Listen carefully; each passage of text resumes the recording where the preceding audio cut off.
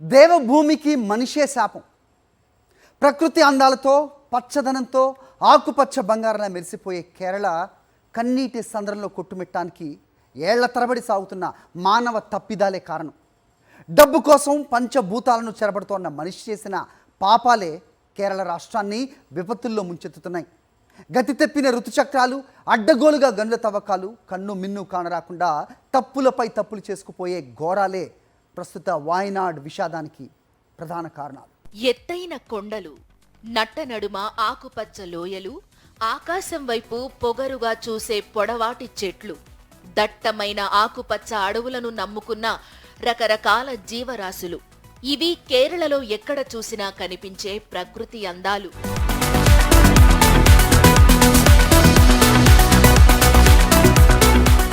అందులో ఇక్కడి హిల్ స్టేషన్లైతే నిత్యం పర్యాటకులతో కళకళలాడుతూ ఉంటాయి.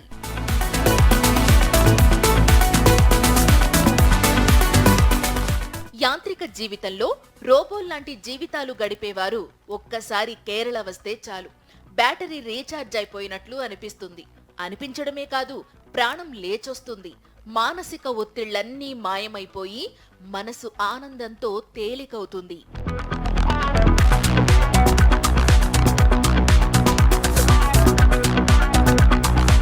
ఇంతటి భూలోక సౌందర్యం కేరళకే ప్రత్యేకం. అందుకే దేశం నలుమూలల నుంచి ఏటా పెద్ద సంఖ్యలో పర్యాటకులు కేరళ వస్తూ ఉంటారు.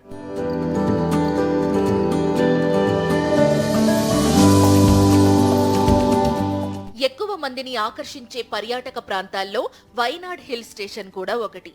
ఈ ప్రకృతి సౌందర్యం మాటునే పెను విపత్తులు ఉంటాయి. పశ్చిమ కనుమలను ఆనుకుని ఉన్న కేరళకు ల్యాండ్ స్లైడ్స్ సమస్య తరచుగా విషాదాలను రాజేస్తున్నాయి.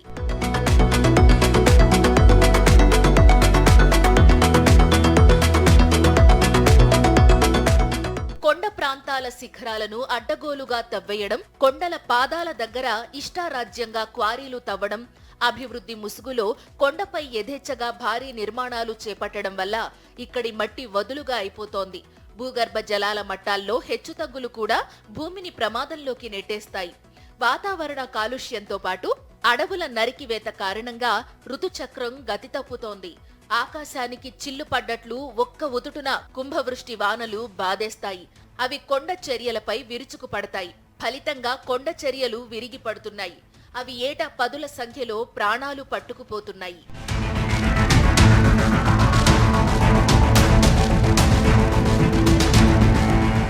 భారీ వర్షాల కారణంగా కొండవాలు ప్రాంతాల్లో వదులుగా ఉన్న మట్టి కోతకు గురి కావడంతో కొండ చర్యలు విరిగి పడుతున్నాయి.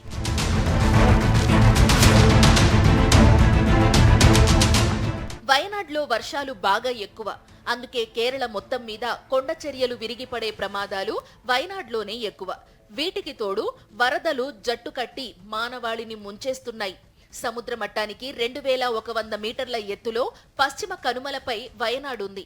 వయనాడ్ కొండలు నిటారుగా ఉండడం వల్ల కొండ చర్యలు విరిగిపడే ప్రమాదాలు ఎక్కువగా చోటు చేసుకుంటున్నాయని జియోలాజిస్టులు అంటారు. మన దేశంలో హిమాలయ పర్వత శ్రేణులు పశ్చిమ కనుమల్లో కొండ చర్యలు ఎక్కువగా విరిగిపడుతూ ఉంటాయి. కాకపోతే పశ్చిమ కనుమలతో పోలిస్తే హిమాలయ పర్వత ప్రాంతంలోనే ఈ ప్రమాదం తీవ్రత ఎక్కువగా ఉంటుంది.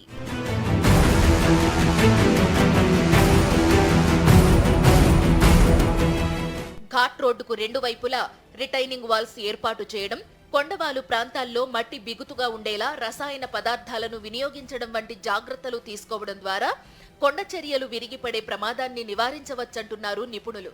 జూన్ నుండి సెప్టెంబర్ వరకు పర్యాటకులు కేరళ వెళ్లడం ఏమాత్రం శ్రేయస్కరం కాదంటున్నారు నిపుణులు. స్థానికంగా ఉండే ప్రజలు తగిన జాగ్రత్తలు తీసుకోవాలంటున్నారు. రాష్ట్రంలో ఉన్న డ్యాంల నిర్వహణలోనూ నిర్లక్ష్యం పెరగడం వల్లనే కేరళలో వరదల తీవ్రత కూడా పెరుగుతోందని నిపుణులు హెచ్చరిస్తున్నారు. దేవుడి భూమిని ఆనంద నిలయంగా ఉంచుకోకుండా దాన్ని నరక కూపంగా మార్చుకుంటోన్న పాపం మాత్రం మనిషిదే అంటున్నారు పర్యావరణవేత్తలు. మనిషి చేసిన తప్పులే కోట్లాది జీవరాశుల ఉసురు తీస్తున్నాయి. సకల విపత్తులకు, ప్రళయాలకు మనిషే కారణమని చెబుతున్నాయి. గతంలో ఉత్తరాఖండ్లో జల ప్రళయమైన, నేడు కేరళలో కొండ చర్యల బీభత్సమైన వీటికి కారణం మానవ తప్పిదాలే. గ్లోబల్ వార్మింగ్కు కుంపటి రాజేసిన మనుషులే ఋతుచక్రం గతి తప్పేలా చేశారని పర్యావరణవేత్తలు ఆరోపిస్తున్నారు. ఇప్పటికైనా కళ్ళు తెరిచి చేసిన తప్పులు సరిదిద్దుకోకపోతే వినాశనం తప్పదని వారంతా ముక్త కంఠంతో హెచ్చరిస్తున్నారు.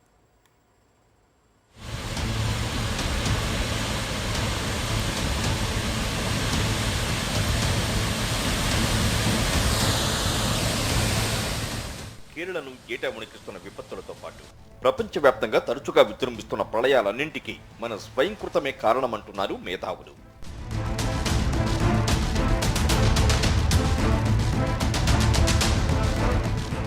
కేరళలో అద్భుతమైన హిల్ స్టేషన్లు ఉన్నాయి.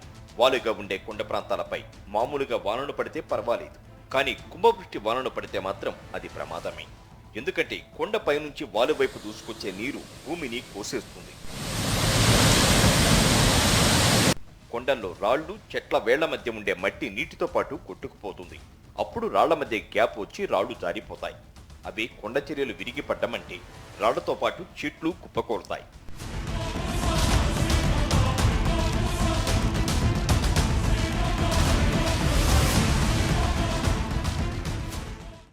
విపరీతమైనటువంటి వర్షాలు పడుతున్నప్పుడు భూమి మీద కానీ కొండల మీద కానీ ఎక్కడైనా సరే సాయిల్ ఎరోజన్ అనేది మానదు.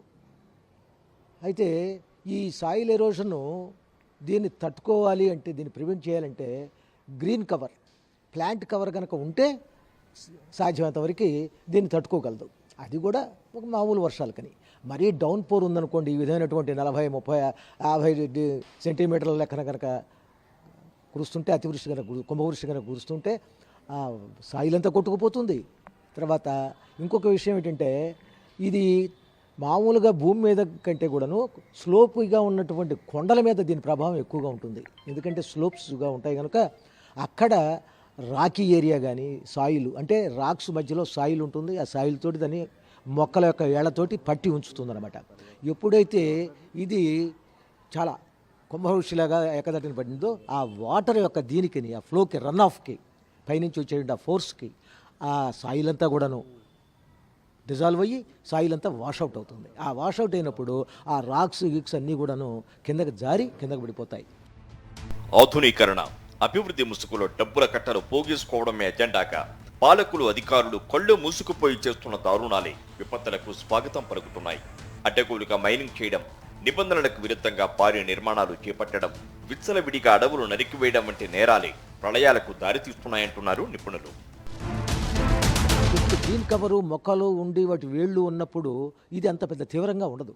కానీ ఈ చెట్లు నరికివేయటం వల్ల, చెట్లు లేకపోవటం, బేరన్గా ఉండటం కొండలు, మోర్ ఓవరు అక్కడ కొండల మీద ఇంకేదైనా కనుక మైనింగ్ అది కూడా చేసి అంతా కూడాను అక్కడంతా కూడాను సాయిల్ అంతా కూడాను లూజన్ అయ్యి కనుక ఉన్నట్లయితే అప్పుడు ల్యాండ్ స్లైడ్స్ అనేవి జరుగుతూ ఉంటాయి. ఏది ఆ కొండ మీద ఉన్నటువంటి ఆ వాలుగా ఉన్నటువంటిదంతా కూడాను ప్రివెంట్ చేయడానికి అక్కడ లేదు, మొక్కలు లేవు, వాటి వేళ్ళు పట్టి ఉంచటం లేదు. వర్షానికి ఎన్ని వాషౌట్ అయిన వల్ల ల్యాండ్ స్లైడ్స్ వస్తాయి. ఆ ల్యాండ్ కింద, అది కొండ కింద ఉన్నటువంటి వాళ్ళ మీద ఇవి పడిపోయి అది ప్రమాదాలకు కూడా దారితీస్తుంది. ఋతువులు దారి తప్పుతున్నాయి. వానాకాలంలో వర్షాలు పడటం లేదు. మండు వేసవిలో కుంభవృష్టి వర్షాలు విరుచుకుపడుతున్నాయి. ఇవే కొంపలు ముంచుతున్నాయి. కర్బన ఉద్గారాలను పెంచడం వల్లనే అనర్థాలు చోటు చేసుకుంటున్నాయని పర్యావరణవేత్తలంటున్నారు. ఈ గ్లోబల్ వార్మింగ్కి, ఈ క్లైమేట్ చేంజ్లో ప్రభావాలు బాగా కనిపిస్తున్నాయి. ఈ క్లైమేట్ చేంజ్ వల్లనే ఈ రోజుల్లో మనకి ఒక క్రమం తప్పకుండా వస్తున్నటువంటి మాన్సూన్స్లో మార్పు వచ్చింది. తర్వాత సముద్రం నుంచి వచ్చేటువంటి ఇవి గాలులు అనమాట ఇవి. అట్లాగనే సముద్రంలో కూడా ఓషియానిక్ సర్క్యులేషన్స్ కూడా వాటిల్లో కూడా మార్పు వచ్చాయి. ఈ మార్పుల వల్ల ఏమవుతుందంటే అతివృష్టి, అనావృష్టి, ఈ రెండు కారణాలు మనం ఎక్కువగా గమనిస్తున్నాం. చూడండి, ఒక క్రమ పద్ధతిలో జరిగేటువంటి మాన్సూన్స్, ఒక క్రమ పద్ధతిలో గురించినటువంటి వర్షపాతాలు కాకుండా పడితే అక్కడ ఒక 30, 40, 50 సెంటీమీటర్ల లాగా అలాగా ఏకబిగిన పడుతుంది. అది అతివృష్టి. అనావృష్టి అంటే కొన్ని ప్రాంతాల్లో అసలు వర్షమే లేకుండా పోతూ ఉంది, అంటే అది అనావృష్టి కింద వస్తున్నది.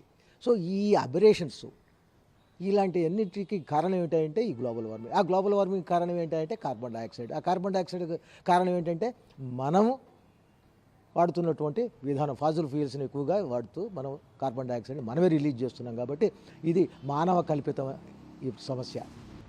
భూమి మీద ఏమాత్రం బాధ్యత లేకుండా జీవిస్తున్నది ఒక్క మనిషే.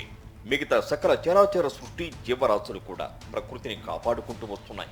మనిషి మాత్రం జీవరాశులతో పాటు భూమికి అసరు పెడుతున్నాడు.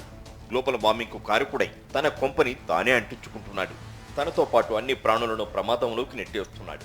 ఈ డెవలప్మెంటు, ఈ మోడర్నైజేషన్ అనేటువంటి నేపథ్యంలో ఈ ట్రాన్స్పోర్టు, ఇండస్ట్రీ వీటికి ఏం చేస్తున్నామంటే ఈ కోల్ అదంతా తవ్వేసి ఆయిల్ ఎక్స్ట్రాక్ట్ చేసి ఈ ఇంధనాలను మండించుకుంటూ మనం లగ్జరీస్, కంఫర్ట్స్, నీడ్స్ అన్నీ మీట్ అవుతున్నాం. అంటే నీడ్స్ అంటే తప్పదనుకోండి, కానీ కంఫర్ట్స్, లగ్జరీస్ కూడా మరి ఇవే. ఈ విధంగా చేస్తున్న నేపథ్యంలో ఈ ఫాజిల్ ఫ్యూయల్స్ని మండించినప్పుడు కార్బన్, ఆక్సిజన్ కలిపేసి కార్బన్ డైఆక్సైడ్ వస్తుంది. ఈ కార్బన్ డైఆక్సైడే ఈ గ్లోబల్ వార్మింగ్కి ప్రధాన కారణం. దీన్ని వల్ల ఏం జరుగుతుందంటే ఈ గ్లోబల్ వార్మింగ్ అంటే భూగోళం వేడెక్కడం. ఇంకొక రకంగా చెప్పాలంటే ఆ భూమికి జ్వరం వచ్చినట్టు లెక్క అనమాట. ఈ జ్వరం వస్తే మరి మనకెందుకు, మనమేం చేయాలనేది అని అనుకోవచ్చు. కానీ దాని యొక్క దుష్ఫలితాలన్నీ, ప్రభావాలన్నీ కూడాను ఈ యొక్క మానవాళి మీదనే కాదు, భూమి మీద ఉన్నటువంటి అన్ని జీవరాశులకి అన్నిటి మీద కూడా పడుతుంది. కళ్ళు నెత్తికెక్కిపోయి ఇన్ని విపత్తులు తెచ్చుకుంటున్నాడు మనిషి. ఇప్పటికైనా కళ్ళు తెరవాలంటున్నారు నిపుణులు. భూమి బాగుంటే మనం బాగుంటాం. భూమి బాగుపడాలంటే చుట్టూరు ఉన్న ఆవరణం బాగుండాలి. అవి బాగుండాలంటే మనిషి ఒళ్ళు దగ్గర పెట్టుకుని ప్రకృతిని ప్రేమించాలి. పర్యావరణానికి హితమైన పనులే చేయాలి. శిలాజ ఇంధనాలకు గుడ్ బై చెప్పి ప్రత్యామ్నాయ మార్గాల వైపు మళ్లాలంటున్నారు విజ్ఞులు. దీన్ని నివారించాలంటే ఒకటే, మనం అర్జెంటుగా ఈ శిలాజ ఇంధనాలు అంటే ఫాజిల్ ఫ్యూయల్స్ నుంచి మనం తప్పుకొని దాన్ని వదిలేసి దానికి మనం ఇప్పుడు వస్తున్నటువంటి సోలార్ ఫ్యూయల్, హైడ్రోజన్, అయితే విండ్ పవర్, ఇలాంటివి కార్బన్ ఫ్రీ ఫ్యూయల్స్ అంటారు. అవి అంటే దాంట్లో కార్బన్ అనే ఎలిమెంట్ ఉండదు. ఆ ఫ్యూయల్స్ వాడినందువల్ల మీకు ఎక్కడ కార్బన్ డైఆక్సైడ్ బయటికి రాదు. మనం చెప్పుకున్నాం కదా, గ్లోబల్ వార్మింగ్కి, క్లైమేట్ చేంజ్కి కార్బన్ డైఆక్సైడే ప్రధానమైనటువంటి శత్రువు. దాన్ని మనం నిరోధించాలంటే అర్జెంటుగా మనం ఈ ఫాజిల్ ఫ్యూయల్స్కి స్వస్తి పలికేసి ఈ ట్రాన్స్పోర్ట్లో కానీ, ఇండస్ట్రీలో కానీ ఎక్కడా కూడాను హైడ్రోకార్బన్స్ వాడకుండా మనం ఈ సోలారు, హైడ్రోజను, లేకపోతే ఈవెన్ న్యూక్లియర్ అయినా బెటరే. న్యూక్లియర్లో కూడా ఏమిటి, ఈ కార్బన్ డైఆక్సైడ్ అనేది రాదు న్యూక్లియర్లో. కాకపోతే ఆ రేడియేషన్స్, ఆ వేస్ట్ నుంచి కొంత ప్రమాదం ఉంటుంది. కానీ బట్ ఈ కార్బన్ డైఆక్సైడ్ తీసుకొస్తున్నటువంటి ఆ ప్రపంచ ప్రళయం అంత పెట్టిన ఈ న్యూక్లియర్ దానికి ఉండదు. కనుక న్యూక్లియర్ పవర్ను కూడా కొంతవరకు మనం స్వాగతించవచ్చు. తప్పుల నుంచి పాఠాలు నేర్చుకోవాలి. అలా కాకుండా తప్పులపై తప్పులు చేసేసి నన్నెవరూ ఏమీ చేయలేరనుకుంటే భారీ మూల్యం చెల్లించుకోక తప్పదు.